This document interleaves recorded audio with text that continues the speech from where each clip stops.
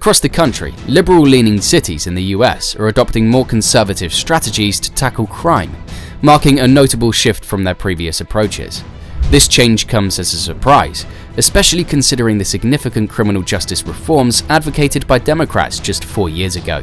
Recent actions reflect this shift. New York City's Governor Kathy Hochul has deployed hundreds of National Guard troops to address subway crime, while Oregon has moved to recriminalize drug possession, including heroin. On top of that, Washington, D.C. has enacted a comprehensive crime bill that increases penalties for theft and gun-related offenses. These developments signify a broader trend of formerly blue cities embracing red policies in response to rising concerns about public safety. But before we go into the details, make sure to like the video and subscribe to the channel for more interesting economic and geographical videos. San Francisco, a beacon of liberalism, has recently taken a surprise turn in its approach to crime and drug policies. The city's liberal voters, known for their progressive views, have endorsed measures that signal a shift towards more stringent regulations. For instance, the approval of drug screenings for welfare recipients, a traditionally conservative practice, showcases a departure from the city's usual leniency.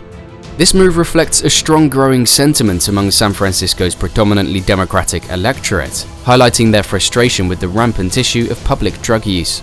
Moreover, Washington's Progressive City Council's recent passing of a crime package indicates a similar trend. This package aims to detain more individuals awaiting trial, a decision that contradicts the typical liberal stance on criminal justice reform. The willingness to keep more people in jail before trial demonstrates a shift towards prioritizing public safety and order over leniency. Plus, New York's governor's deployment of National Guard troops in the city's subway system further underscores this shift in policy. The decision to utilize military personnel to address issues within the troubled subway system signifies a departure from the usual liberal approach of focusing on social programs and community-based solutions. But the trend seems to be emerging in other cities as well. Los Angeles has a history of being a progressive city, but District Attorney George Gascon's re-election bid is having trouble because crime and drug laws are changing. Gascon's popularity has dropped a lot since 4 years ago, when he was riding a wave of support by calling for fewer people to be locked up and more police officers to be charged. Gascon only got about a fifth of the votes that have been counted so far in a recent primary election. This is a big change from his first win and a tough spot for an incumbent. Los Angeles is dealing with a big rise in crime at the same time that support is going down. The number of murders in the city has gone up by 36%. And property crimes like theft and breaking and entering are also on the rise. These numbers show that more and more people are worried about public safety and how well Gascon's policies are working to deal with the rising crime rates.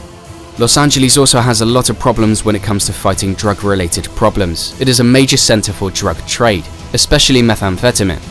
This puts the city at the front of the fight against drug abuse. The city is a popular spot for drug dealers because it is close to the border between California and Mexico, and has a lot of Mexican residents. Abuse of drug causes problems in society with public health, as well as problems for law enforcement. This shows that the city needs a multifaceted method to deal with its drug problems. Democrats on the East Coast are also distancing themselves from progressive policies viewed as soft on crime. Governor Kathy Hochul of New York recently made a significant decision to deploy the National Guard to the city's subway system following a series of violent attacks, including an incident where a subway conductor was injured. This move, along with increasing the presence of state and Metropolitan Transportation Authority police in the subways, comes after her strong stance on combating crime.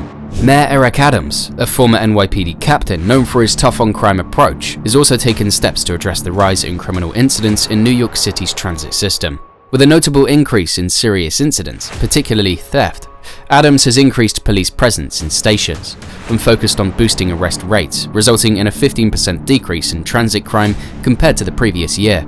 The emphasis on a heightened police presence in response to rising crime rates reflects a shift in policy towards a more proactive approach to public safety. Both Governor Hochul and Mayor Adams are prioritizing measures to address the immediate challenges posed by crime in the city's transit system. But again, questions arise. Are liberal US cities reversing crime and drug policies? Is this the fall of the liberals? Let's move to the capital to find more answers. Washington, D.C., the nation's capital, has been grappling with a surge in crime, notably experiencing the highest number of murders in over 2 decades last year.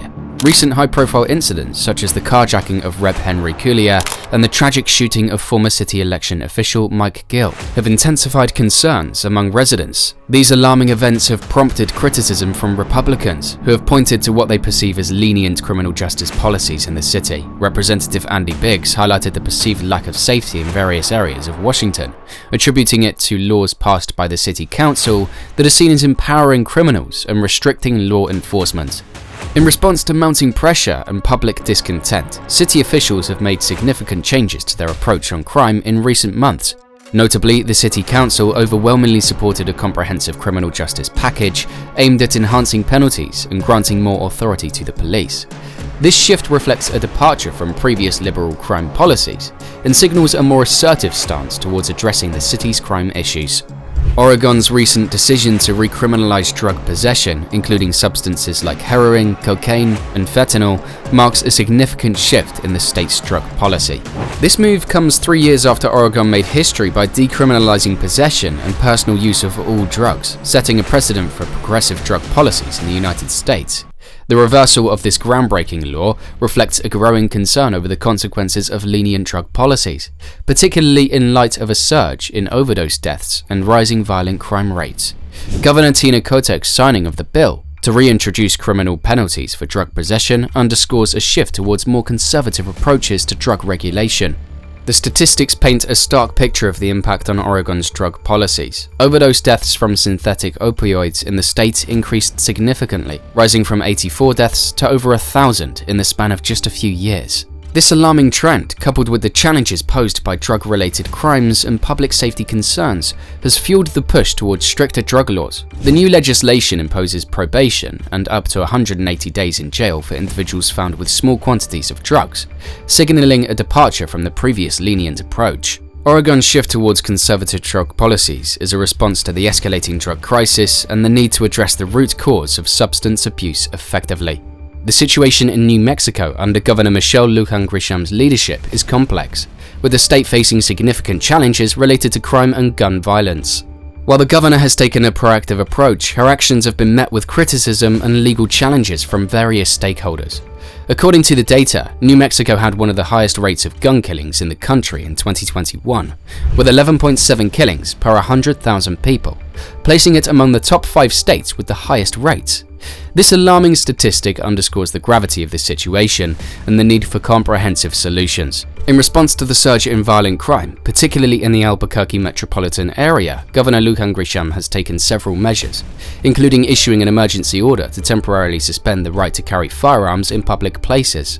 This move, however, has been met with fierce opposition from gun rights advocates, law enforcement officials, and even some members of her own party. The Bernalillo County Sheriff, John Allen, has openly stated that he will not enforce the governor's order, citing its unconstitutionality. Additionally, the Albuquerque mayor and police chief have also expressed their disagreement with the measure, arguing it does little to address the root cause of gun violence. As blue cities like San Francisco, Los Angeles, New York, Washington, D.C., and Oregon embrace conservative policies on crime, a notable shift is underway. These traditionally liberal strongholds are pivoting towards stricter measures in response to rising crime rates and public safety concerns. The move towards more conservative approaches signals a departure from their progressive roots, reflecting a growing trend towards prioritizing law and order. This transformation raises questions about the future direction of these cities and the impact of these policy changes. Will the shift towards conservative crime policies lead to a safer environment? Or will it infringe on civil liberties and exacerbate social inequalities? The convergence of blue cities turning red on crime policy sets the stage for a new chapter in urban governance, where the balance between public safety and individual rights will be tested. Like the video and subscribe to the channel for more insightful content on current affairs and societal trends.